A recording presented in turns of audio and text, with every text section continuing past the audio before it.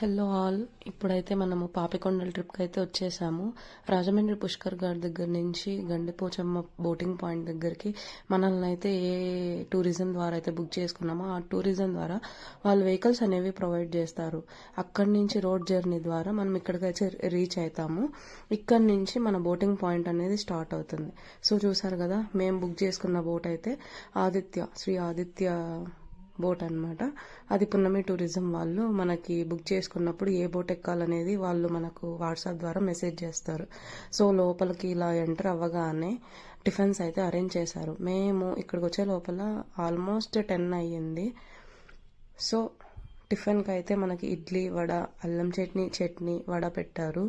So ఇంకా మా హస్బెండ్ని, మా అన్న వాళ్ళని అయితే టిఫిన్ ఎలా ఉందని నేను అడిగాను. అందరైతే బాగుంది అనే చెప్తున్నారు. ఫుడ్ అయితే చాలా క్వాలిటీగా మెయింటైన్ చేశారు అండ్ టేస్టీగా కూడా ఉంది. సో మనం టిఫిన్కి ఇక్కడ ఇబ్బంది పడాల్సిన అవసరం లేదు. సో ఇక్కడైతే సరౌండింగ్స్ అంతా చూసారు. మన బోట్ జర్నీ అయితే స్టార్ట్ అయిపోయింది. ఇక్కడ పామ్ ట్రీస్ ఉన్నాయి. వాటర్ లెవెల్ అయితే నార్మల్గా ఆ ట్రీస్ ఉన్న హైట్ వరకు వస్తుందంట. ఇప్పుడైతే కొంచెం వాటర్ లెవెల్ అయితే తగ్గింది. చూసారు కదా మన ముందున్న బోట్ అయితే ఎలా వెళ్తుందో. అక్కడైతే ఎంటర్టైన్మెంట్ ప్రోగ్రామ్ అయితే స్టార్ట్ అయిపోయి మొత్తం జరుగుతుంది.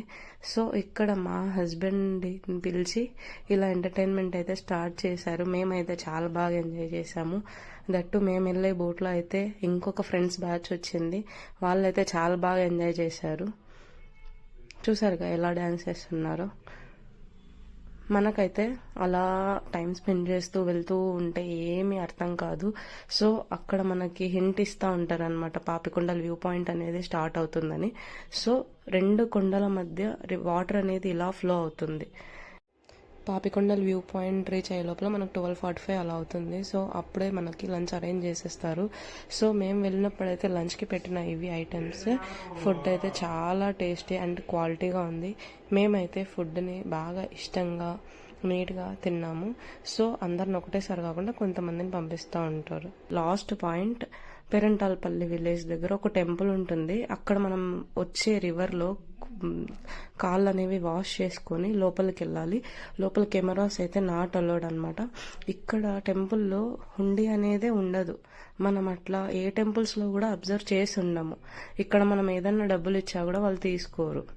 అండ్ దట్టు ఇక్కడ మనం ఏమన్నా చెయ్యాలా అనుకుంటే అక్కడ ట్రైబల్ పీపులే బ్యాంబూ టాయ్స్ అనేవి ప్రిపేర్ చేస్తారు. అవి మాత్రం కొనుక్కోవచ్చు మనం ఇంట్రెస్ట్ ఉంటే. ఇంకా వెళ్ళే దారి అయితే ఇది. మనం రిటర్న్ బోట్ దగ్గరికి వెళ్ళిపోతున్నాం అనమాట.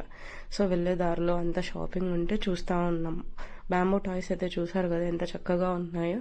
ఇన్ కేస్ మీరు వెళ్ళినప్పుడు మీకు ఇంట్రెస్ట్ అయితే మీరు కూడా తీసుకోవచ్చు. చూసారు కదా అక్కడ వాళ్ళు హ్యాండ్మేడ్ వాళ్ళతోనే చేస్తున్నారు. ఇంకా ఇలా అంతా చూస్తూ మేమైతే మా బోట్ దగ్గరికి రిటర్న్ అయిపోయామన్నమాట. పేరెంటాల్పల్లి విలేజ్ నుంచి. అక్కడ వాళ్ళైతే మనకు 20 minutes టైం ఇస్తారు. 20 minutes టైం అయిపోగానే పిలుస్తూ ఉంటారు. మనకి రిటర్న్ వెళ్ళేటప్పుడు మాత్రమే మన లెగ్స్ అనేవి వాటర్లో పెట్టుకోవడానికి పర్మిషన్ ఇస్తారు. సో మేము అలా కాసేపు ఎంజాయ్ చేసాము. ఇంకా నెక్స్ట్ మన రిటర్న్ టు గండిపోచమ్మ పాయింట్ దగ్గరికి అయితే మన బోట్ అయితే స్టార్ట్ అయిపోయిందనమాట. అక్కడి నుంచి ఇంకా అలా వెళ్తూ నేచర్ని చూస్తూ ఎంజాయ్ చేస్తూ ఉన్నాం అనమాట. మాకైతే చాలా బాగా నచ్చింది. నాకైతే బోట్ రైడింగ్ ఎట్లా చేస్తారనేది చాలా ఇంట్రెస్ట్ ఉండింది. నేను వెంటనే డ్రైవర్ దగ్గరికి వెళ్ళి బోట్ రైడ్ ఇవ్వమని ఒకసారి అడిగాను, తను ఇచ్చేశారు. నెక్స్ట్ ఇంకా అలా ఉంటే తంబోలా గేమ్ కండక్ట్ చేశారు. చూసారు కదా, ఇక్కడైతే మనం ఆల్మోస్ట్ గండిపోచమ్మ పాయింట్ దగ్గరికి అయితే రీచ్ అయిపోయాం. Thank you, bye bye. Please share and subscribe.